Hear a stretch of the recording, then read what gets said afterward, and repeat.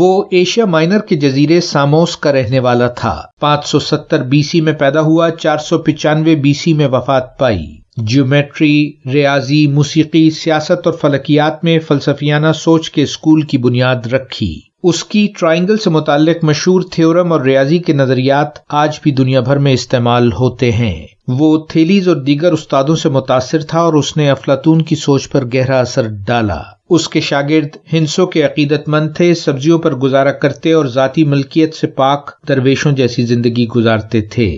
کہتے ہیں وہ اپنے دور کا سیاسی باغی تھا۔ اس کا خیال تھا کہ جانوروں اور پودوں میں بھی روح موجود ہوتی ہے۔